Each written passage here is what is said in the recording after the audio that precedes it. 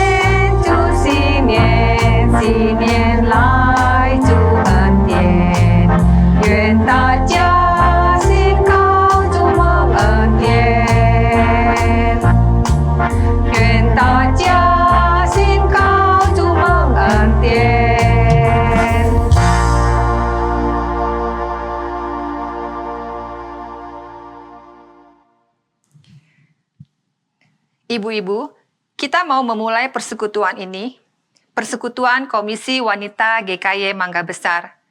Mari ibu-ibu, kita mau berdoa.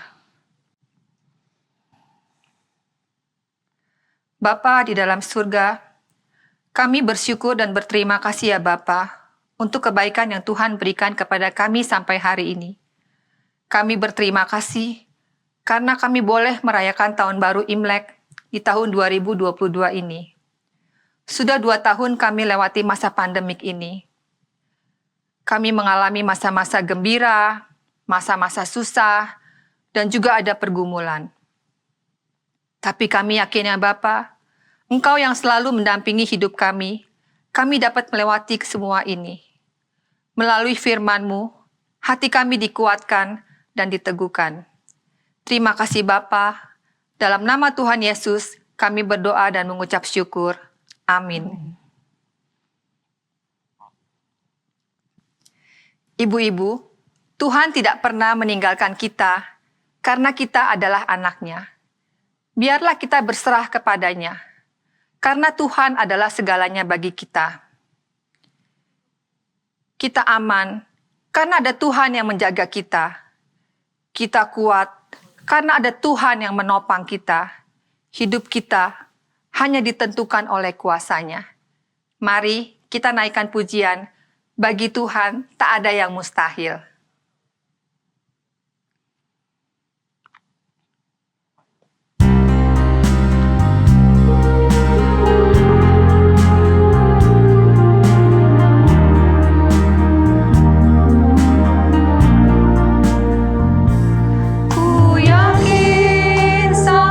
Kau berfirman, ku menang.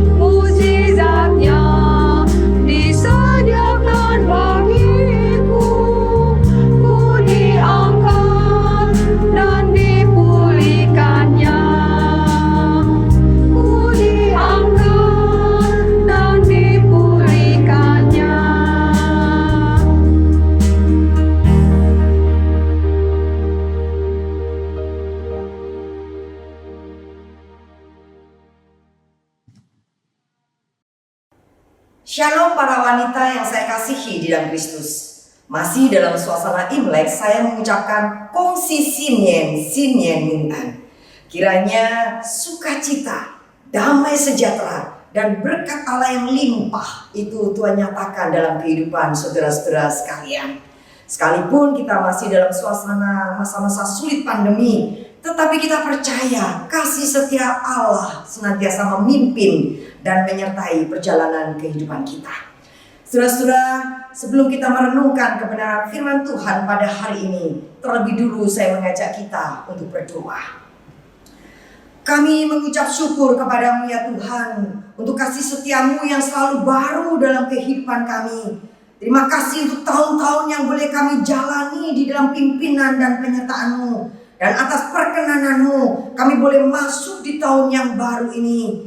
Oh Tuhan, sekalipun masa pandemi ini belum berakhir, kami hidup masih dalam pergumulan dan pergolakan. Tetapi kami bersyukur ya Tuhan, oleh karena rahmat-Mu kami boleh senantiasa rasakan di dalam kehidupan setiap kami. Saat ini kami akan merenungkan kebenaran sabda-Mu. Mohon Allah Roh Kudus menerangi setiap kami, untuk kami bisa mengerti, untuk kami bisa menghidupi akan setiap kebenaran firman-Mu dalam hidup kami. Karena hanya firman-Mu lah yang sanggup memimpin dan menuntun akan langkah perjalanan hidup kami sebagai orang percaya. Terpujilah nama-Mu, di dalam nama Tuhan kami Yesus Kristus kami berdoa. Amin. Setelah kita akan merenungkan sebuah tema tentang perayaan budaya dan landasan firman Tuhan. Saya akan mengajak kita untuk membaca beberapa bagian firman Tuhan. Yang pertama, di dalam Kolose pasal 2 ayat yang ke-8. Saya bacakan. Hati-hatilah supaya jangan ada yang menawan kamu dengan filsafatnya yang kosong dan palsu, menurut ajaran turun-temurun dan roh-roh dunia, tetapi tidak menurut Kristus. Bagian yang kedua di dalam surat 1 Petrus pasal yang pertama ayat 18 sampai ayatnya yang ke-19. Sebab kamu tahu bahwa kamu telah ditebus dari cara hidupmu yang sia-sia, yang kamu warisi dari nenek moyangmu. Itu bukan dengan barang yang fana, bukan pula dengan emas atau perak, melainkan dengan darah yang mahal, yaitu darah Kristus, yang sama seperti darah anak domba yang tak bernoda dan tak bercacat. Amin. Setelah kita tahu kebudayaan Tiongkok merupakan salah satu budaya terkuno di dunia selain di Mesir dan Mesopotamia. Menurut para ahli sejarah, kebudayaan Tiongkok itu sudah ada sejak dari 400 tahun yang lalu. Peradaban Tiongkok merupakan salah satu peradaban yang tertua di dunia. Setelah mewariskan banyak hal yang baik kepada generasi berikutnya. Tetapi ada juga terdapat banyak warisan dan cara hidup nenek moyang yang sia-sia. Di dalam pengertian budaya dan cara hidup yang tidak bisa membawa manusia berdosa kepada keselamatan yang kekal. Warisan budaya dan cara hidup nenek moyang ini nampak dengan jelas melalui festival-festival perayaan hari raya Tiongkok. Seperti bangsa Israel yang merayakan hari-hari rayanya, maka saudara-saudara, orang-orang Tionghoa tradisional pun juga sama. Mereka merayakan hari-hari raya mereka. Di dalam Alkitab, saudara, kita melihat bagaimana bangsa Israel merayakan hari raya mereka berdasarkan karya Allah yang menyelamatkan mereka. Dan juga itu sebagai sebuah perintah Allah yang mereka lakukan, yaitu untuk memelihara hari-hari raya tersebut. Saudara, sesungguhnya yang mereka rayakan itu adalah Tuhan Allah sendiri. Ketika bangsa Israel merayakan hari raya mereka, mereka merayakan karya Tuhan. Mereka merayakan kemenangan Tuhan, kasih Tuhan, penyelamatan Tuhan kepada umatnya. Di dalam budaya Tiongkok juga sama, terdapat beberapa perayaan tradisional yang mereka adakan secara variasi.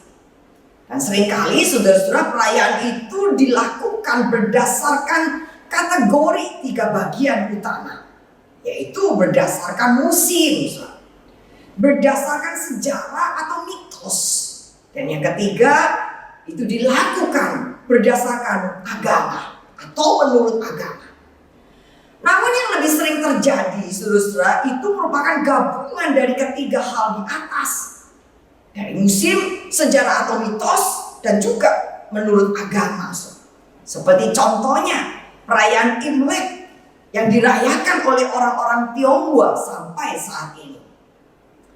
Setelah pada mulanya perayaan Imlek itu memang dimaksudkan untuk menyambut datangnya musim semi. Tetapi kemudian berbaur, bercampur dengan berbagai mitos sekaligus agama nenek moyang mereka. Nah, ibu-ibu, bila kita memahami perayaan Imlek ini adalah untuk merayakan pergantian musim, maka sesungguhnya tidak salah jika kita merayakannya.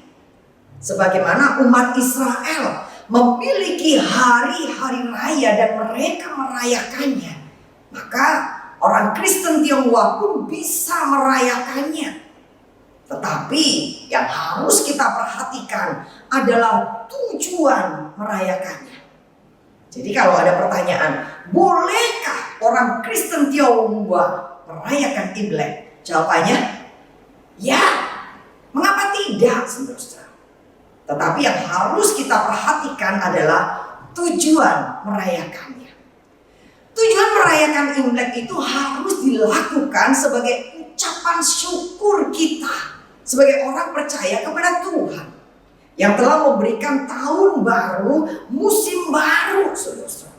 Kita bersyukur kepada Tuhan atas segala berkat-Nya. Kita bersyukur kepada Tuhan atas segala pemeliharaannya di dalam kehidupan kita dan atas keluarga kita. Dengan demikian, saudara-saudara, maka orang-orang Kristen Tionghoa pun boleh ikut serta di dalam perayaan Imlek ini.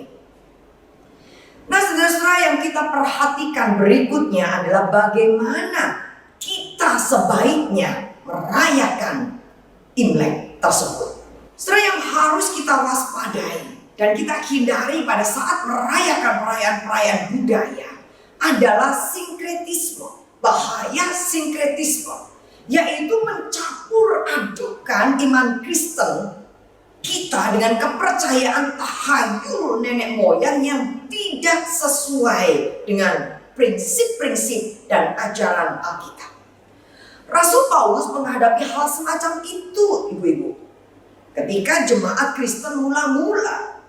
Dan pada saat orang-orang Yahudi yang disebut Gentiles, bangsa kafir itu menjadi Kristen, ternyata di dalam praktek ibadah dan cara hidup mereka, orang-orang Kristen yang baru percaya ini masih saja menjalankan cara hidup dan kepercayaan lama mereka yang mereka warisi dari nenek moyang mereka sebelum mereka percaya kepada Tuhan. Oleh sebab itu, Paulus berkali-kali mengingatkan mereka di dalam berbagai suratnya akan bahaya sinkretisme ini. Seperti yang tadi kita baca dalam Kolose 2 ayat yang ke-8. Hati-hatilah supaya jangan ada orang yang menawan kamu dengan filsafatnya yang kosong dan palsu, menurut ajaran turun-temurun dan roh-roh dunia, tetapi tidak menurut Kristus.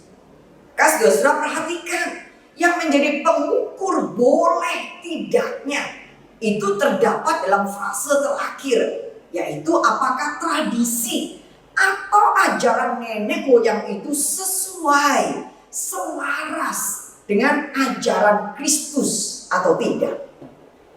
Ketika kita menjadi orang percaya, tidak serta-merta semua adat istiadat yang kita warisi dari orang tua itu kita tinggalkan, saudara-saudara. Karena tidak semua adat istiadat itu bertentangan dengan kitab suci. Tetapi jangan sampai adat istiadat itu bertentangan dengan kitab suci, saudara-saudara. Jangan sampai adat istiadat itu kita tinggikan di atas firman Allah, melebihi firman Tuhan, bahkan menggantikan akan firman Tuhan.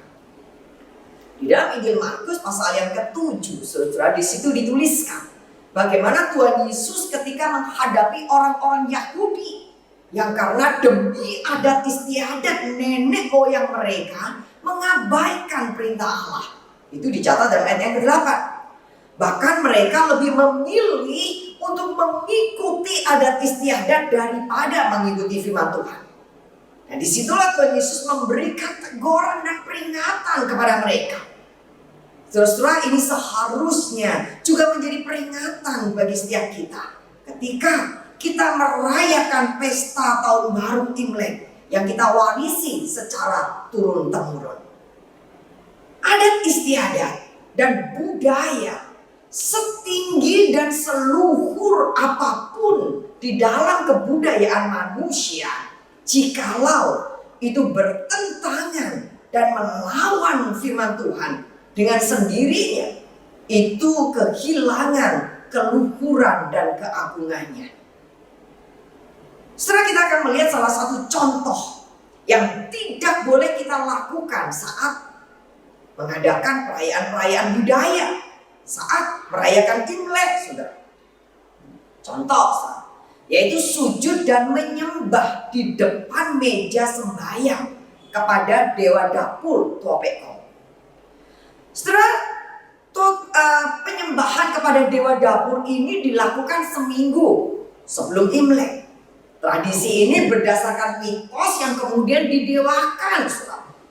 Kisahnya Tuapekong atau dewa dapur ini bertugas untuk mengawasi segala tingkah laku daripada penghuni rumah dan mencatatnya, saudara-saudara. Dan kemudian dia akan melaporkan itu kepada penguasa langit, kepada Tien. Nah, saudara-saudara, maka sang dewa itu akan membawa segala catatan kehidupan orang-orang di bumi ini selama 1 tahun ke belakang. Baik buruknya semua tercatat di sana. Maka saudara-saudara, orang-orang Tionghoa mengadakan sembahyang kepada dewa dapur ini.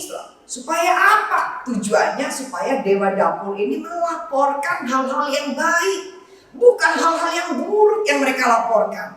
Karena apa? Karena kalau hal-hal yang buruk yang mereka laporkan, mereka takut akan ada bencana, malapetaka, hukuman daripada dewa, daripada Tien. Maka saudara, ini adalah sebuah kepercayaan mitos, saudara, yang tidak sesuai dengan Alkitab. Selanjutnya kita akan melihat, saudara, hal-hal yang baik atau spirit yang baik apakah dari budaya atau tradisi Imlek yang perlu kita ambil. Saudara-saudara, salah satunya adalah spirit semangat kesatuan dan kekeluargaan, yaitu makan malam sebelum Imlek. Setelah di mana semua anggota keluarga itu akan berkumpul dan kemudian mereka akan makan bersama-sama. Setelah di mana dulu kita tahu bahwa orang-orang yang tinggal di Tiongkok itu ada yang pergi sangat jauh, mereka pergi merantau anak-anaknya untuk bekerja dan sulit kadang-kala untuk kembali pulang ke rumah. Tetapi saudara, pada waktu perayaan Imlek itu datang, maka anak-anak yang dari perantauan yang bekerja atau sekolah di perantauan itu akan kembali ke rumahnya, kumpul bersama orang tuanya, dan malam itu mereka duduk bersama, makan bersama-sama. Ini adalah spirit kesatuan, spirit kekeluargaan yang sangat baik dan yang harus dijaga. Saudara, bagi orang tua bukankah sangat menyenangkan, saudara, melihat anak-anaknya yang pergi merantau keluar kota itu datang untuk menjenguk dan menemui mereka.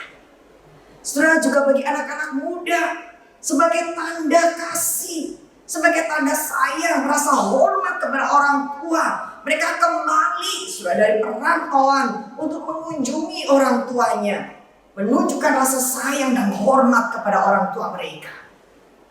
Saudara perhatikan? Jadi tradisi kumpul dan makan bersama-sama dengan keluarga, bukankah itu merupakan tradisi yang baik, saudara? Sebuah spirit yang baik yang harus kita pertahankan, saudara. Sebagai orang percaya pun kita harus melakukannya. Saudara, yang kedua, saudara, kita juga melihat tradisi Tanian, yaitu saling mengunjungi satu sama lain selama Imlek. Bukankah ini juga merupakan hal yang baik, saudara? Sesuatu yang harus dipertahankan dan dipelihara, saudara. Yaitu sebuah tradisi yang saling mengunjungi, saudara. Apalagi pada zaman-zaman seperti ini, di zaman orang yang hidup egoisme, mementingkan diri sendiri, tidak peduli budaya-budaya sekular yang sangat egosentris, tidak mau tahu dengan orang lain. Setelah tradisi Paean ini sangat baik, saudara. Karena apa? Karena di tengah-tengah kesibukan masing-masing, saudara, ketika Imlek itu datang, mereka mempunyai waktu dan kesempatan untuk saling mengunjungi sanak saudara, saling menyapa, saling menguatkan, saudara-saudara, saling mengunjungi satu sama lain. Sebuah tradisi yang baik yang perlu untuk dilestarikan bersama-sama. Bahkan, bukankah Alkitab juga mengajarkan kepada setiap kita agar kita saling memperhatikan satu sama lain sebagai sama-sama saudara seiman. Saudara, tradisi yang berikutnya yang baik, yaitu tradisi memberikan angpau, yaitu dari orang tua atau yang sudah menikah. Bagi anak cucu yang beriman, orang-orang yang percaya kepada Kristus, saudara, budaya ini bukankah diterangi oleh firman Tuhan? Di situ dikatakan di dalam Alkitab adalah lebih baik memberi daripada menerima, saudara-saudara. Dengan kata lain, saudara, kita sebagai anak Tuhan juga perlu belajar untuk memberi, saudara. Anak-anak dibiasakan untuk memberi kepada orang tuanya, bukan hanya pada hari raya saja, tetapi setiap saat, saudara. Apa yang diperlukan orang tua, mari kita berikan, saudara, sebagai ungkapan kasih dan hormat kita sebagai seorang anak kepada orang tua. Sehingga orang tua juga boleh melihat akan kebajikan, akan cinta kasih dari anak-anak yang percaya kepada Tuhan. Sehingga mereka boleh melihat kemuliaan Tuhan, kasih Allah terpancar melalui diri daripada anak-anak ini. Saudara, ini sebuah panggilan, bukan bahwa hidup ini dipanggil juga untuk menjadi berkat, saudara, untuk berbagi berkat bagi orang-orang lain di sekitar kita.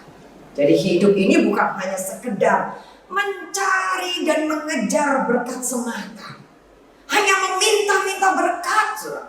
Tetapi marilah hidup ini juga dipanggil untuk menjadi berkat dan menjadi saluran berkat. Nah, saudara-saudara, itu beberapa hal yang baik yang perlu kita melihat. Spirit yang baik pada saat kita merayakan Imlek, perayaan-perayaan budaya yang perlu dilestarikan di dalam kehidupan kita sebagai orang yang percaya. Saudara, ada kurang lebih 1 dari setiap 4 atau 5 orang di muka bumi ini adalah orang Tionghoa.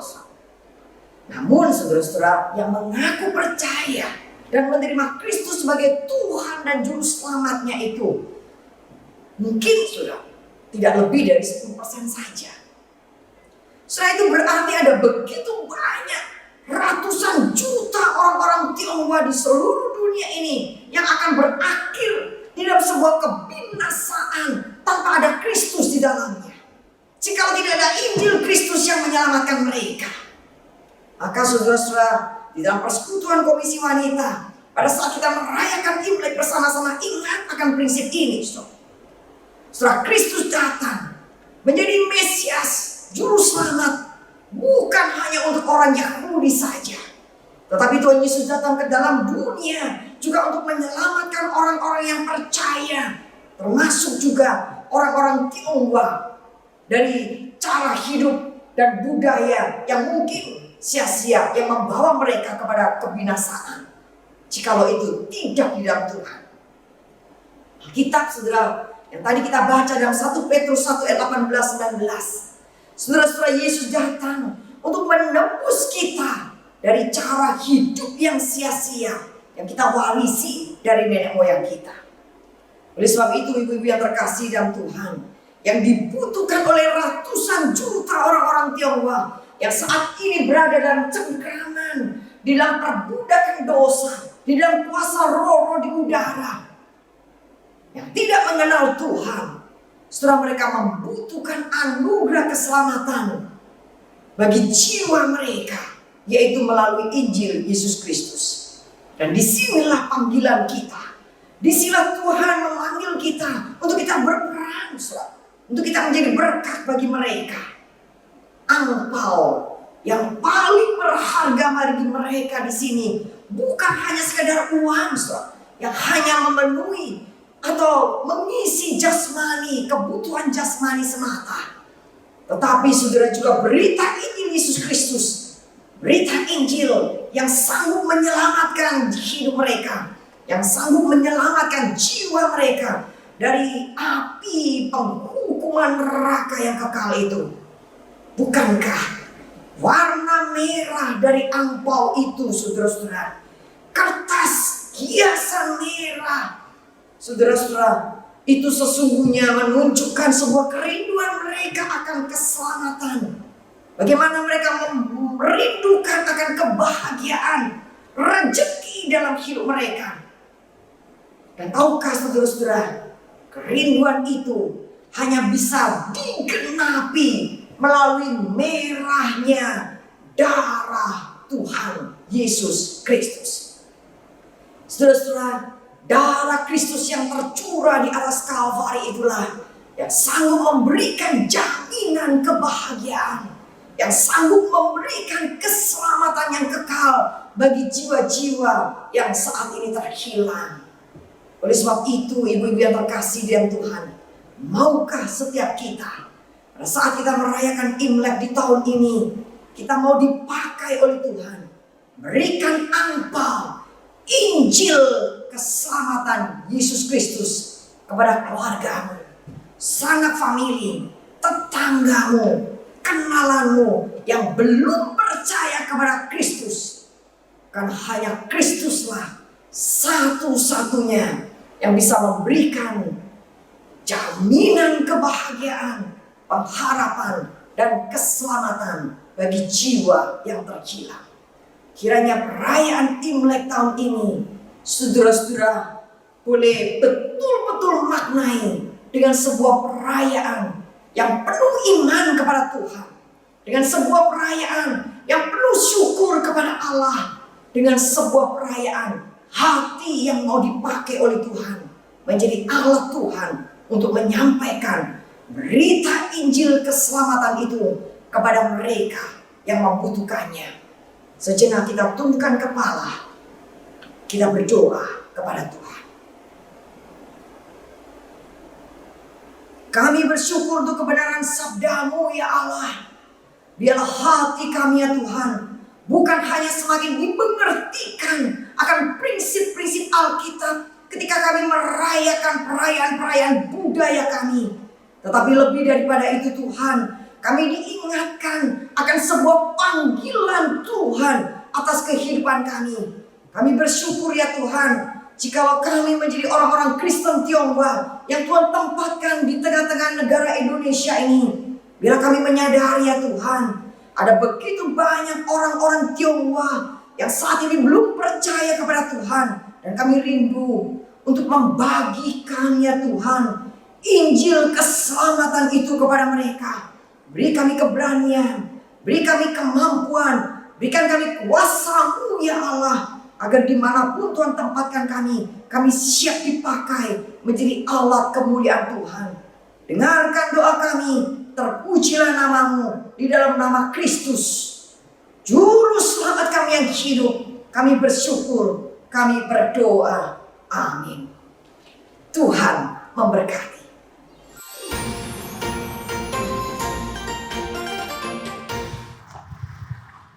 Aduh, udah dibilangin malam Sinja tuh nggak boleh nyapu-nyapu. Nanti rezekinya hilang. Kotor mama, lihat tuh sampah di Nggak mana-mana. apa-apa, udah. Kan mama bilang teman mama mau datang. Yang datang itu cuma mau nawarin dagangan doang. Udah sampahnya taruh aja di pojokan situ. Permisi. Jangan dibuang ya. Iya. Permisi. Sulin ada tamu, Lin. Iya tante. Ada orang di dalam. Ada, silakan masuk tante. Mama ada. Ada. Ci, aduh apa kabar? Baik, baik. Gimana dagangannya? Laris? Aduh, Ci. Pusing. Hmm. Nih, pandemi begini nih, tuh karena si Koko tuh, Corona, dagangan sepi, nggak ada yang belanja. Iya, aduh kesian. Mana itu sewa toko Mahal ya, aduh. banget. Tapi ya untung deh, Iya. Ci telepon kan ya. Iya, ini nih. Iya, Tante. Saya masih bisa dagang melalui telepon-teleponan. Nih, sorry tapi ya, baru sekarang saya bisa anterin nih. Nggak apa-apa, masih keburu kok kan, ntar malam masih bisa dipakai. Nih Lin, baju tidur tuh mama beliin. Nanti dipakai ya, malam Sincia. Mau aja yang beli. Saya punya masih ada di dalam mah. Malam Sincia itu kita harus pakai baju baru semua. Kalau nggak pamali loh. Nah, menurut tradisi nenek moyang kita, tuh, dengerin Lin, tuh. ya. Malam Sincia, kalau bisa tuh sampai Cap Dumai pakai baju baru terus. Aduh, iya tuh. Biar dengerin dagangan tuh. saya laku. Iya. apa lagi? Ya silakan Tante. Mama ada? Ada di dalam. Ada tamu? Iya. Masuk. Aduh, udah lama loh. Nggak ketemu, ada 2 tahun ya. Duduk. Kan lagi pandemi. Masa boleh kunjung-kunjungan di mana sih? Ngomong-ngomong, masih inget kok jalan ke rumah aku. Lihat dong siapa yang aku bawa, Susan. Tukang ukur jalanan. Hebat Wih, ya. navigator yang Waduh, mantap. waduh. Sekali tikung, sekali belok, langsung sampai. Aduh. Saya mah nemenin dia doang. Udah bosen 2 tahun di rumah ya. Sejak pandemi nggak pernah kemana-mana loh. Ya kan bosen. Iya. Nah, yang penting kita kalau keluar kan pakai masker. Ya kan? Iya, nih aku lupa bawa kesukaan kamu tuh. Aduh, kamsia banget lu. Aduh, dibawain oleh-oleh kesukaan aku. Ya ampun. Aduh, lah. Lin, ada oleh-oleh tuh. Oh iya, makasih Tante. Kalau di sini mah buka aja Tante maskernya. Oh, Nggak iya, apa-apa. benar. Boleh ya? Iya. Boleh ya. Kebetulan pada datang, saya bawa dagangan baju. Ntar lihat-lihat ya. Siapa tahu naksir dan ada belanja deh. Jual baju ya? Malam tahun baru itu harus semua pakai baju baru. Kalau nggak pamali loh. Emang iya Tante, malam Imlek mesti pakai baju baru. Gak usah takut sama pemali-pemali gitu. Kita kan sudah percaya Tuhan Yesus. Gak perlu takut lagi gitu-gitu. Kalau malam Sincia itu ya, namanya tuh rumah kita tuh harus semuanya baru. Dikapur baru. Pokoknya serba baru deh. Kan namanya juga tahun baru. Nah, kalau menurut tradisi nenek moyang kita nih ya, tuh lampu malam Sincia sampai Sincia gak boleh dimatiin, harus nyala terang biar rezekinya masuk. Oh iya. Itu kan nenek moyang kita. Nenek moyang kita dulu belum percaya Tuhan Yesus. Kita kan sekarang sudah jadi anak Tuhan. Sudah percaya Tuhan Yesus. Jadi gak perlu dengan pantangan dengan lampu yang harus menyala terus. Emang boleh buang-buang sampah tuh, nanti rezekinya cukup hilang. Namanya sampah ya abang harus dibuang. Itu kan kotor. Kalau rumah kita bersih, kita yang tinggal di dalamnya juga kan lebih sehat. Ya kan? Bener kan? Ngomong-ngomong, kalau malam Sincia kita pakai baju lama, boleh nggak sih ya? Kalau soal pakai baju, yang penting itu bajunya bersih. Coba kita pikir, ada keluarga yang nggak mampu, yang nggak bisa beli baju baru. Apakah mereka nggak boleh merayakan Imlek? Nggak juga kan? Tapi, Dek, kalau kita melanggar pantangan-pantangan itu, nanti hidup kita bisa susah nggak? Aduh. Ih, serem juga ya Tante ya pantangan itu ya. Nggak perlu takut sama pantangan-pantangan. Itu kan yang bikin manusia, bukan perintah Tuhan. Yang kita harus takut itu perintah Tuhan, bukan pantangan-pantangan. Ya, benar itu. Yang penting kita tidak melanggar perintah Tuhan. Kita boleh nih ikut Imlek, karena itu kan tradisi. Adat budaya nenek moyang kita. Yang kita nggak boleh ikut itu, yang nggak perlu kita ikut itu, pantangan. Karena itu dibuat oleh manusia. Oh, jadi kita boleh ikut merayakan Imlek. Tapi gak boleh ikutin pantangan-pantangan itu. Tahayul-tahayul itu, bener? Tuh. Intinya Maya, kita itu nggak boleh campur-campur kepercayaan. kita harus tetap fokus sama Tuhan Yesus aja. Nah itu mama udah pinter Iya. kan? Jadi tetap dong mau beli belanjaan saya, dagangan saya nih. Iya, Ci. Tetap mau, kan masih ada waktu, bisa kita simpen buat kapan-kapan bisa pakai kan. Ayo dibeli nih. Nah, yang ini lumayan nih. Tuh. Saya ambil dah yang udah, ini. Tuh kan saya pada juga ikutan ngambil. deh, beli satu. Saya ambil nih. Puji Tuhan, Neng, puji Tuhan. Dagangan saya laku, laris manis, puji Tuhan. Ngomong-ngomong, udah lama nih kita pandemi nggak boleh lama-lama loh kumpul-kumpul. Aduh, buru-buru amat sih. Yuklah kita pamit pulang. Tapi sebelum kita pamit pulang, saya akan pesen dulu sama teman-teman di rumah, ya. Hai para wanita yang dikasihi Tuhan, ingatlah firman Tuhan dalam 1 Timotius 4 ayat yang ke-7. Tetapi jauhilah tahayul dan dongeng nenek-nenek tua. Latihlah dirimu beribadah. Mari kita tetap setia ikut Tuhan Yesus dan melakukan firman Tuhan dalam hidup kita. Amin.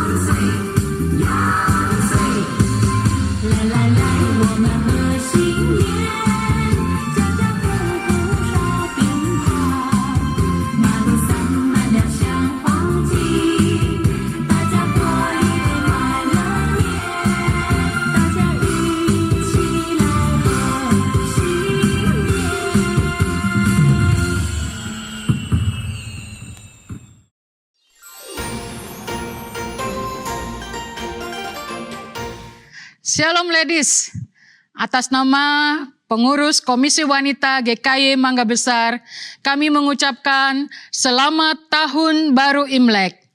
Kongsi Sinien, Sinien Mang An, kiranya kita tetap setia dan semangat mengikut Tuhan Yesus. Sampai bertemu lagi di persekutuan selanjutnya. Tuhan memberkati kita sekalian.